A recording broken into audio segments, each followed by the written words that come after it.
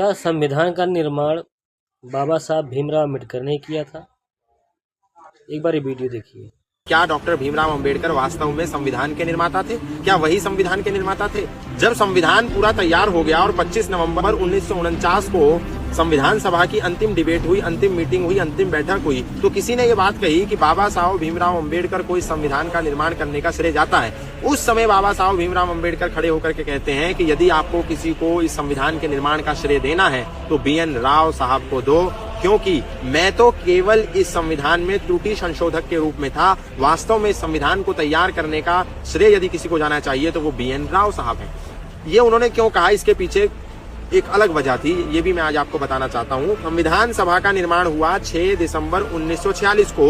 उस समय बाबा साहब भीमराव अंबेडकर संविधान सभा का हिस्सा नहीं थे। बाबा साहब भीमराव अंबेडकर संविधान सभा का हिस्सा बने 6 जुलाई 1947 को, और जब तक वो चेयरमैन बने, संविधान सभा के सदस्य बने, तब तक 4 डिबेट हो चुकी थी, 100 से अधिक मीटिंग हो चुकी थी, संविधान का 80% कार्य पूर्ण हो चुका था। यानी 80% कार्य संविधान निर्माण का बाबा साहब भीमराव अंबेडकर के संविधान सभा का सदस्य बनने तक पूर्ण हो चुका था।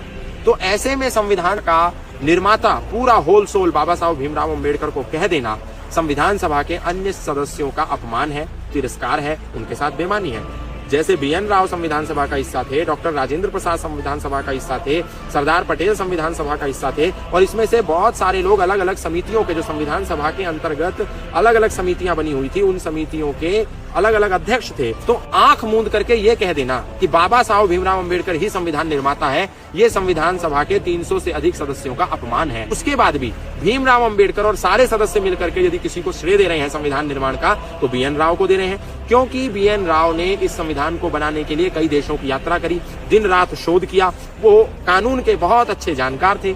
तो कहने का मतलब ये है कि किसी भी व्यक्ति को इतना ज्यादा मत चढ़ा दें, सबको हमें समान रूप से सम्मान देना चाहिए, क्योंकि भीमराव अंबेडकर भी समानता की बात करते थे, भीमराव अंबेडकर भी सबको सम्मान देने की बात करते थे। तो हमें भी भीमराव अंबेडकर हो या संविधान में और कोई सदस्य हो या अन्य समितियों के चेयरमैन हो, अध्यक्ष हो, सबको समान रूप से देखना चाहिए। मेरे भाई, अगर आप सच्चे हिंदुस्तानी और सच्चे सनातनी और कट्टर हिंदू होंगे तो इस वीडियो को इतना शेयर करिए, कम से कम 5-5 लोग के पास शेयर कीजिए, ताकि हर एक भीमवादी के पास ये वीडियो जरूर पहुंचे और उसकी भी बुद्धि खुले, उसको पता चले कि संविधान किन्होंने लिखा था और कितने लोग मिलके लिखे थे। जय श्री राम।